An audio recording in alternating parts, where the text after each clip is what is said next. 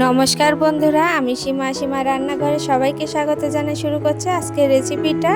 চা তো সবাই বানাতে পারেন, কিন্তু পারফেক্টভাবে স্বাদের চা বানাতে হলে এই টিপসটা অবশ্যই ফলো করুন এবং রেসিপির সাথেই থাকুন।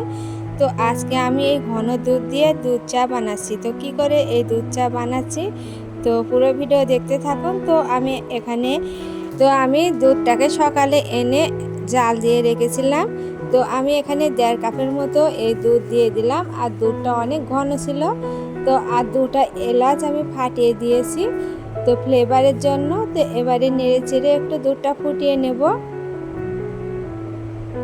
তো আমি বেশিক্ষণ দুধটা জাল দেব না, তো আমি আগেই দুধটা একটু ফুটিয়ে ঘন করে নিয়েছি। আর ঘন দুধের দুধ চা খেতে যা টেস্টি লাগে, অবশ্যই একবার বাড়িতে বানিয়ে খাবেন। তো আমি এখানে দিয়ে দিলাম সামান্য চিনি। তো দুধ যেহেতু মিষ্টি এমনিতে ঘন দুধের জন্য, তো সামান্য একটু চিনি দিয়েছি।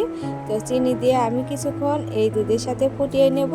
তো এখানে একটা টিপস বলে দিই, চা খেতে হলে লাল চা বা দুধ চা যেটাই করেন, তো দুধ আর চিনি ভালোভাবে কিছুক্ষণ ফুটিয়ে নেবেন।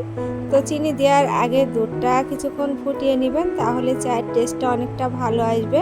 তারপরে চিনি দিয়ে একটু ফুটিয়ে নিতে হবে। তো এবারে দিয়ে দিলাম চা পাতি। তো দুধ চায়ের জন্য একটু চা পাতিটা বেশি পরিমাণে দিতে হবে লিগারের জন্য। তো আমি এখানে বেশ কিছুটা চা পাতি দিয়েছি। এবারে আমি কিছুক্ষণ দুধের সাথে আবারও ফুটিয়ে নেব। তো এই ধাপে ধাপে এইগুলো দিয়ে চাটা করলে চায়ের টেস্টটা ভালো আসে। তো আমি পাতি দিয়ে অনেকক্ষণই ফুটিয়ে নেব।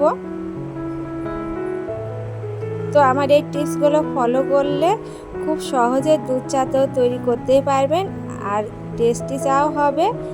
আর কেমন লাগছে অবশ্যই কমেন্টে জানাবেন। আর আমার চ্যানেলের সাথেই থাকবেন এবং সাবস্ক্রাইব করে আমার চ্যানেলের পাশে থাকবেন। আর এই দেখুন চাটা আমার হয়ে গেছে, এবারে নামিয়ে নেব।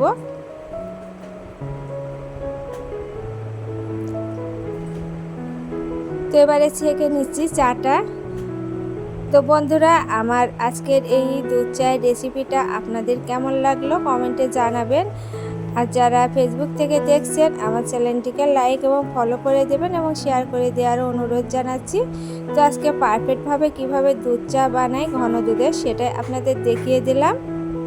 তো এই ছিল আমার আজকের এই দুধ চায়ের রেসিপি। তো ভালো লাগলে অবশ্যই আমার চ্যানেলের সাথেই থাকবেন। আর খেতে অনেকটা টেস্টি হয়েছিল। তো খুব একটা চিনি দিলে এর স্বাদটা অনেকটাই কমে যায়, তো আমি সামান্য একটু চিনি দিয়েছি।